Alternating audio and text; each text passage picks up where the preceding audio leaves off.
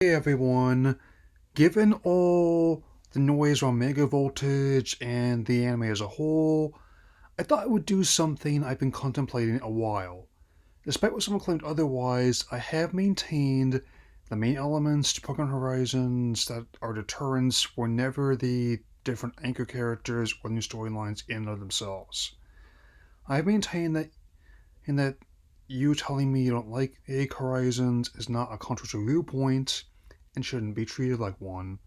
I, in turn, have only seen Horizons just okay, just gonna leave on in the background while I'm doing anything from writing to playing my Switch, but I have no need to go after the show's supporters.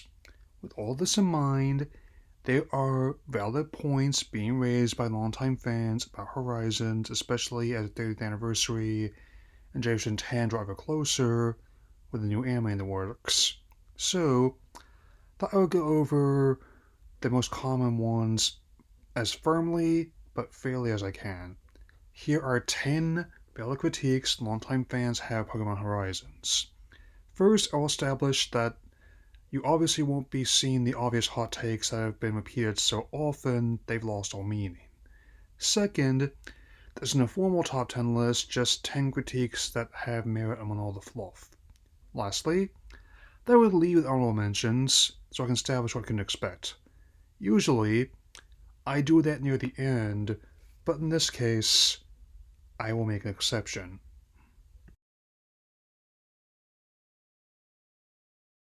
One common argument in favor of Horizons is that it struck a balance between kids of today and the older fan base who were kids of yesteryear. While not untrue on a surface level, I'd submit that only really works if you look at it from a very specific angle. From another, this anime to other parts of the audience is a solution search our problem. I've argued this before, but audience clarity is key. Your average kid won't be invested in corporate smear campaigns, and your typical person my age won't be terribly invested in some internet celebrity or her fans.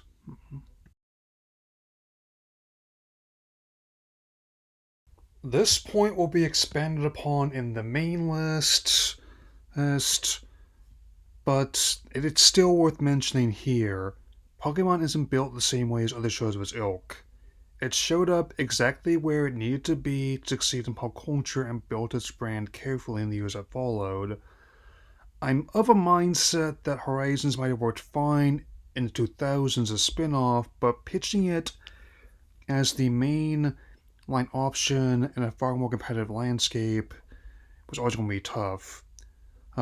Especially given shows I've mentioned before, or including but limited to Adventure Time, Regular Show, Craig of the Creek, Gravity Falls, The Avatarverse, Owl House, Amphibia, the DC Anime Universe. I can do this all day, fellas. And that's not even getting into the recent Pixar events like Dream Productions and Win or Lose, as well as all the Marvel and Star Wars stuff as well. Hop on how close it was to the end of previous anime. Simply having a different story structure and anchor character is only going to keep hold of the audience and critics for so long. With more and more offerings for families and demands for better options all the time, which we've been getting more and more of, merely being quote unquote different isn't enough anymore.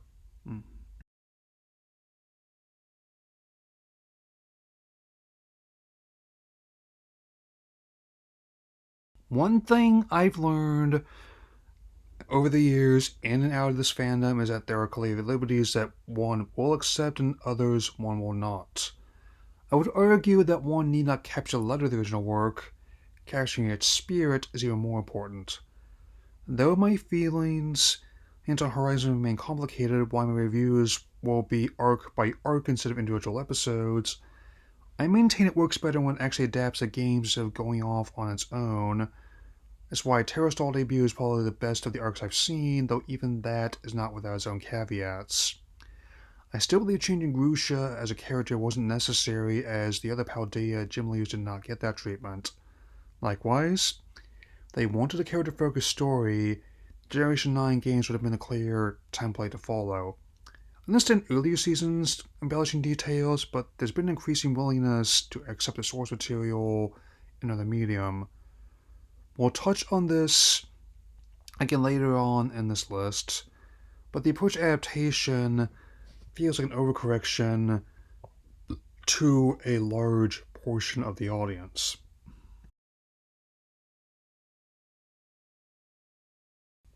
Far from the new anchor characters, a far greater deterrent myself and others have faced with Horizons is the lack of clarity about just where it fits in the near 30-year history of the franchise.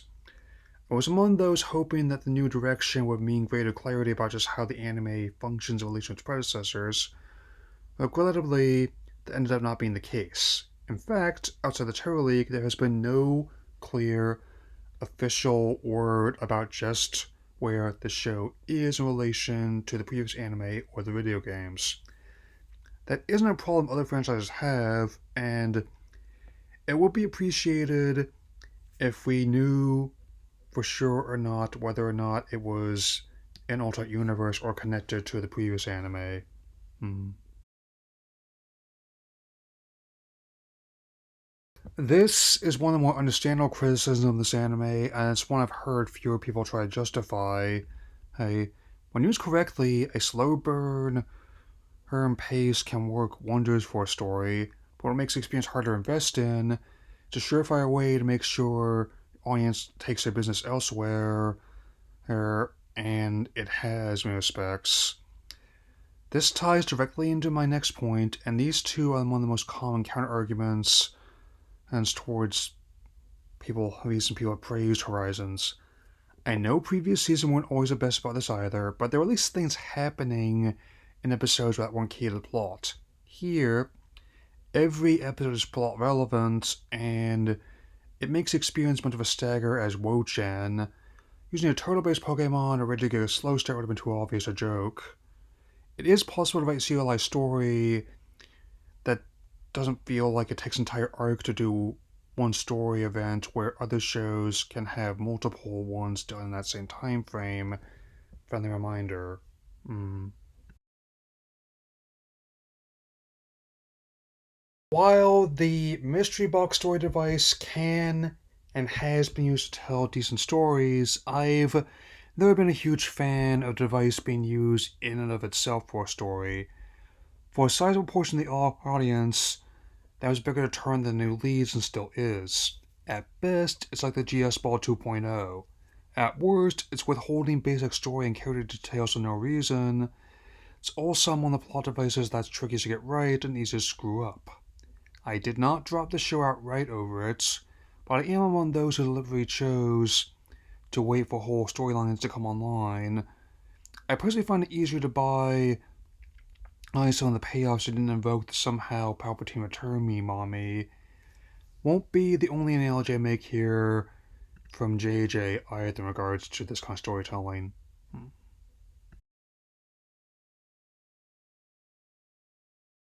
To me and others, merely having a different lead and story structure isn't enough of a reason to check something out. It never was to me. It's how these elements are used, and I found other areas of the franchise far more interesting in telling different stories in the same visual universe. As shown in this section, Pokemon Concierge presented a better understanding of the material and what I want out of it from an adult perspective than Horizons did in a fraction of the time. I am looking forward to the next season soon. You would also be harder pressed to find anyone who loved the Neo Noir Detective Pikachu's live action movie more than I do, and that story did a better job, to me, presenting the Pokemon world through an adult lens while also being fun for today's kids.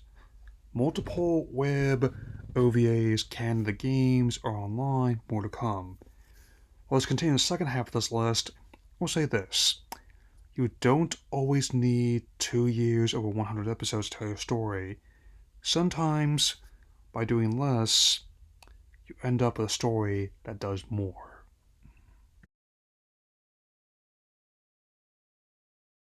On paper, er, adding an airship and having a more consistent adult presence in the show is a way to help it stand out from its predecessors. However, the flip side of the coin is that inadvertently made the world they were traveling seem a lot smaller. In all honesty, I'm actually among those who are glad that Terrestrial Debut had the older characters as mentors, had the children traveling Paldea at ground level, as the independent study program of the Great Paldea Treasure Hunt was one of my favorite aspects of the games. Even areas that would lend themselves naturally to the kind of storytelling Horizon is aiming for are not fully utilized. For example, Area Zero had less screen time than the anime original Rakua, or outright omitted it as Blue Academy just to make an appearance. I'm not against it, but I'm also not holding my breath for it. Overall, the world building Horizons is not the worst ever, but it personally lacks the same magic as its predecessors even when pulling the same source material.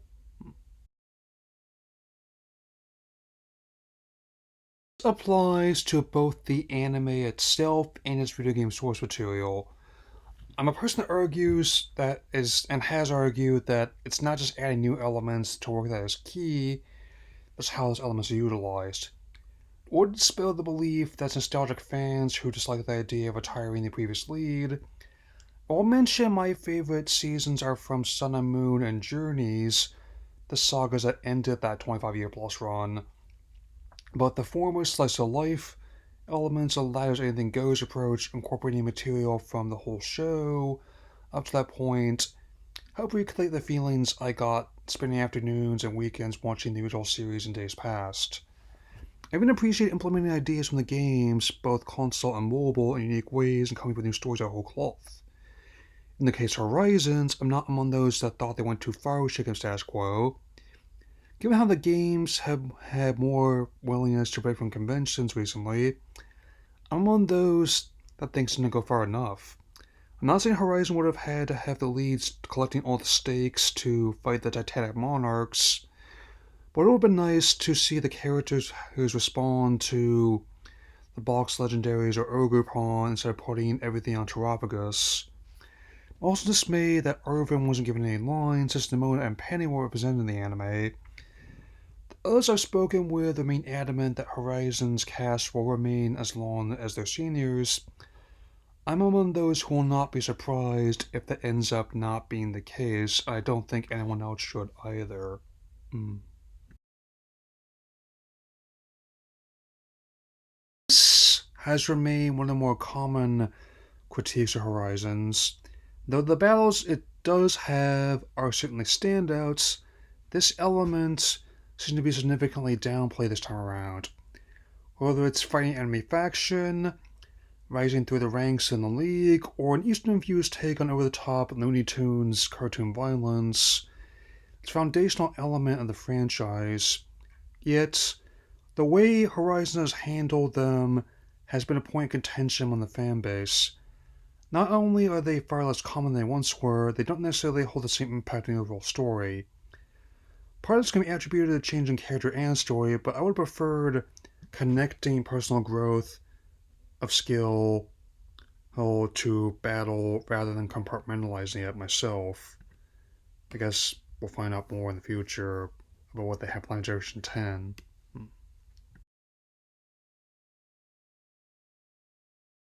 This is one of the juiciest nuggets to address here, especially someone who's gone out of their way to not compare Horizon to previous anime unless absolutely necessary. Yet, one of the major arguments in Horizon's favor I'm glad is being disputed is its comparison to other years of franchise. I mentioned it before, I'll mention it again. Merely having a different character and story setup isn't a free pass for me to like something. It's what you do with those characters and setup that is the key. I'll specifically state that I do not agree with the comparisons to the manga with adventures slash special in particular. That I may not agree with every change made there either, with some of the player characters' personalities and making some of the gym leaders into antagonists, and among numerous others, I can at least understand why they were made. Just find it strange how even after the games have proven you can tell a story with a franchise beyond their opponent, fight on, now go and rest our heroes, the main anime still remains hesitant to fully embrace that. The storylines in Scarlet and Violet and expansion would have been perfect for Horizons to adapt, and the fact that so little has is honestly a bigger disappointment than the change only cast. These are alone are textbook examples of how the way a comparison can crush or even plus play.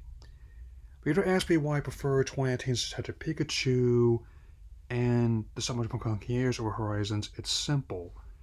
They didn't just sell themselves a bold new take on the franchise, they sold themselves as stories with unique visuals, intriguing ways, implement different genres such as neo-noir, detective story, and island life, a slice of life in the Pokemon world, which haven't turned out as bold new takes on the franchise.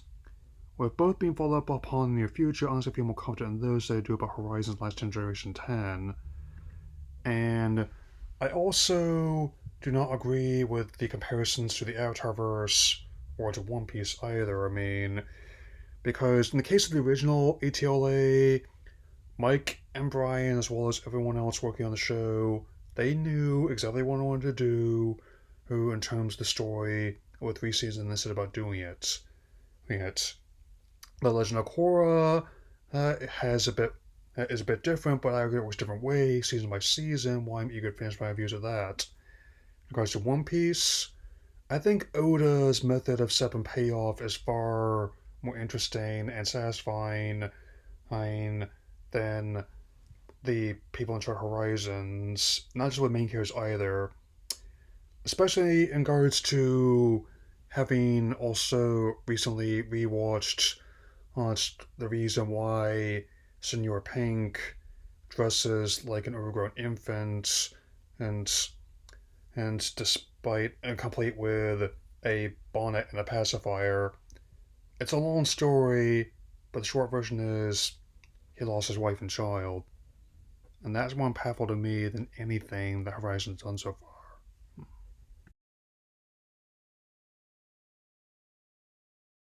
Regardless of what happens, and it's clear that Horizons has much to accomplish in order to stick in the public consciousness, the same way its predecessors did. The core audience loves new direction. It certainly is never good when my research process discovers that viewing figures stop being reported sometime around Terrestrial debut. Streaming numbers also regularly outside the top 10, so what ends up happening for the 30th anniversary is going to be dependent on how Mega Voltage lands at the end. I'm hoping for a stick the landing, but I won't be surprised if it ends up like the finale for Lost and discourse around it. I'm among those who latched on to the Purgatory Alone theory, which is one of the most commonly accepted ones. All the same, there's a reason why for every fan who has latched on Horizons, there's others that just moved on after Journeys, and by proxy, Lost Core Century of the anime.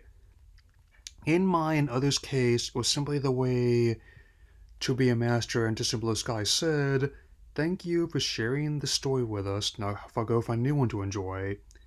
With that being the case, there's also the sentiment that in its change of story and characterization, it made the anime less enjoyable to its seniors. I do not hate or even dislike Horizons, but it's arguably less memorable to me and others, to a point where it's yet to rise above second screen being entertainment when I'm writing, editing, and playing my Switch. It's fine, but it's also not actively raising the cool factor or fun factor the way that What Come Before has. I would more readily show my nephew the Indigo League or Journeys than Horizons any day, and I would do the same for myself. Though the future of this anime after this remains uncertain, opinion remains divided whether or not this cast will be kept long term or Generation 10 will have someone else. It is clear that Pokemon Horizons is not without valid critiques from longtime fans. I certainly will not be against bringing back past characters or even using ones from the games, but I guess I'll know more Defense Rayquaza Rising and start Mega Voltage. All the same, I've never considered disliking Horizon's controversial opinion. I'd appreciate if it were not seen that way. I still think it's alright, but I've never understood the more effusive praise others have given it. That'll be all for now. I'll see you all again soon. Take care.